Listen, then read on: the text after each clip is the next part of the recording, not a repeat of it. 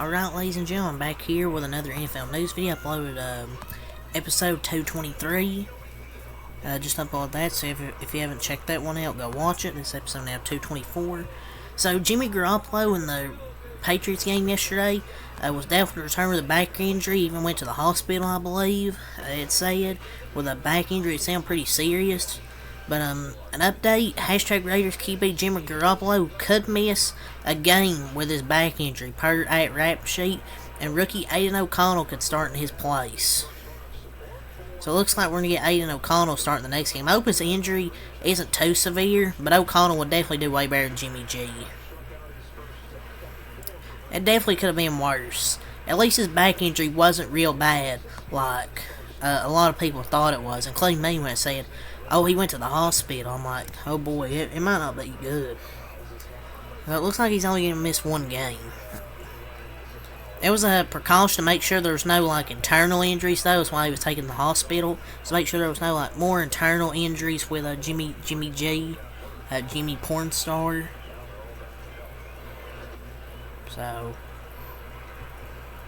Aiden O'Connell made one start this year already, I believe. So I guess we'll see what he can do in his second start. Hopefully he has a much better start this time. So the Giants are 0-4 in primetime games this year via SportsCenter. They played 4 primetime games this season and lost them all. Although you can make the case they deserved a defensive pass interference call on Waller at the end of the game in that one. But this one is worse than the other ones because this one was actually close and they had a shot to win. That was a terrible no call. Everyone in the NFL agrees that was blatant holding and DPI. But yeah, this one definitely hurts more for Giants fans because this one was actually close and they had a shot to win. So that one was definitely disappointing for the Giants. So, 49ers wide receiver Deebo Samuel, line C.J. Gardner-Johnson that was trending. They are beefing on social media. CJ, quote, you see Deebo run, typical wide receiver behavior, then act hard when Trent saved him. Deebo said, boy, stop playing before you get a rewind of this, boy, sit down. CJ was on the Eagles team that beat the 49ers last season in the NFC Championship. And there's been a lot of bad blood between those two teams since. I don't know I don't even know why they're beefing, though. Deebo kind of seems like a fake tough guy, I'm not gonna lie. No cap. Deebo's like, boy, stop. Come on, that's so cringe. Deebo, I guess, still crying. But I feel like this is kind of just stupid social media beef that was started for no reason. At least, in my opinion, that was just started for no reason. Like, why did C.J. Gardner-Johnson even respond to that? And then Deebo responded. He kind of did look bad in that fight, talking out that talk after Trent Williams come and saved him right there. In my opinion. So, an update after the Eagles lost. So, after the hashtag Eagles lost to the hashtag Jets, wide receiver A.J. Brown spoke to the entire team in the locker room, followed by Jalen Hurts and Hassan Reddick via Jay Clark NBCS. Coach Nick Sirianni didn't need to get involved as the Eagles players took care of it themselves. The players discussed not only having team accountability, but also personal accountability. Senator Jason Kelsey and other Eagles players said they need to look in the mirror, per Clark. I think after one loss, I think they're doing okay. It just shows their standard. And they weren't really, like, crying or anything.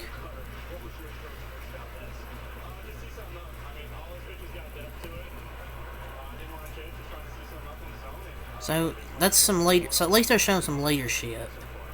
But they gotta look themselves in the mirror. But Sirianni doesn't need to get involved. That team is good enough to, like, take accountability on their own when they need to. And especially after a loss like that last night. With those turnovers that cost them the football game.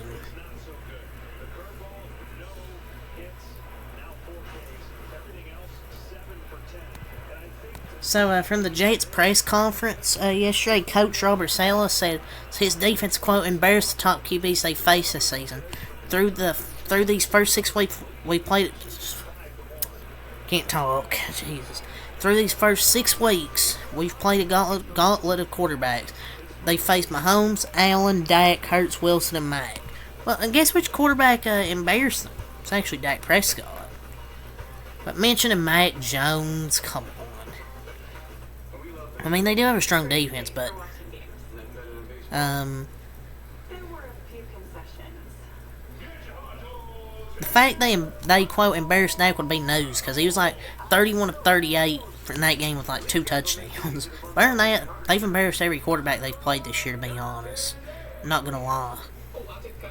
So heading into the Seahawks game, Bengals wide receiver Ja'Marr Chase said of rookie cornerback Devin Witherspoon, quote, he's going to get the opportunity to get the matchup. We'll see who wins the matchup. Witherspoon was only targeted 2 times when he was lined up against Chase, landing 0 catches when he guarded him. He finished the game with 3 passes defended and 4 total tackles. And linked to this, he responded to DK Metcalf's comments about Seahawks rookie cornerback getting the best of him. He's going to get the opportunity to get the matchup, and we'll see who wins it. I mean, Ja'Marr had 80 yards, that's true, but not against Witherspoon. I mean, the rookie held his own, but it was like 5 snaps, though. 3 of which Ja'Marr was open. It was either a bad throw or tipped at the line, which is kind of just typical Dov Kleiman just looking at the box score. And he was only lined up against Chase a couple of times. Like, they barely lined up on the side, on the same like side. So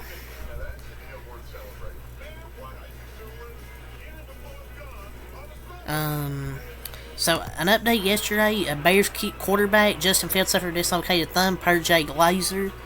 So I talked about in the last video where there was no timetable. So yeah, this was a report last night, but I don't know how long he'll be out for. I don't know how long. It might be a few weeks, honestly. So, Joe Burrow, the first 4 games of the year, had a 69.1 QB rating, 728 yards, 2 passing touchdowns, 2 interceptions in the past 2 games for Joey B. 99.92 QB rating, 502 yards with 5 passing touchdowns, 2 interceptions. Joe Burrow is healthy, and Joe Burrow is now officially back.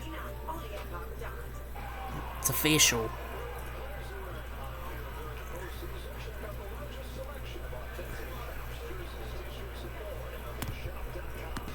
Jets coach Robert Saleh told Fox that if Zach Wilson, quote, gets us to the promised land, he'll get a tattoo on his face.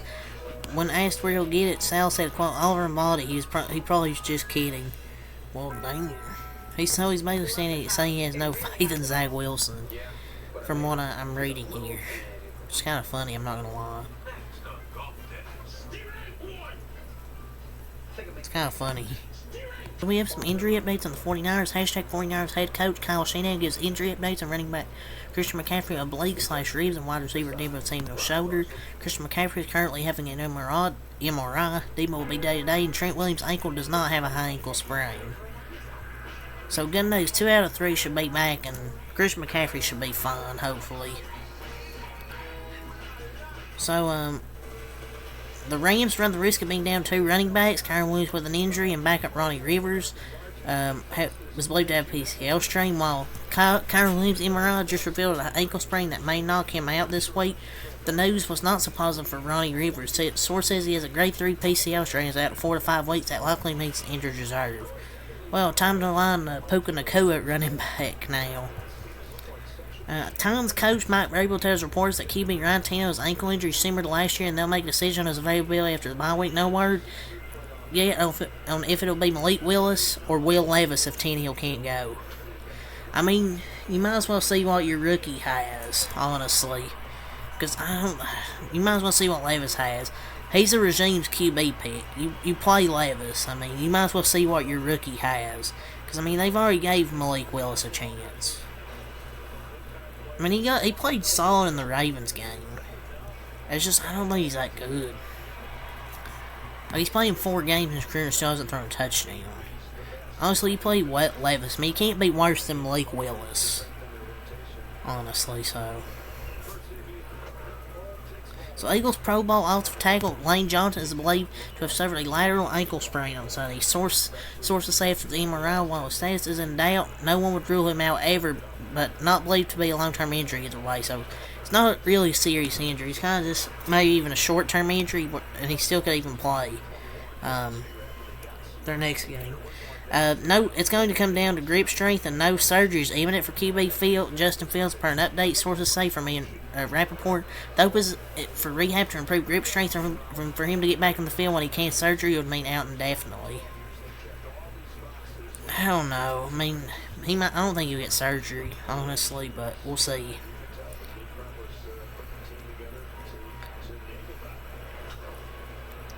But yeah, that's really all to say for this video for the NFL. So until next time, Michael, peace.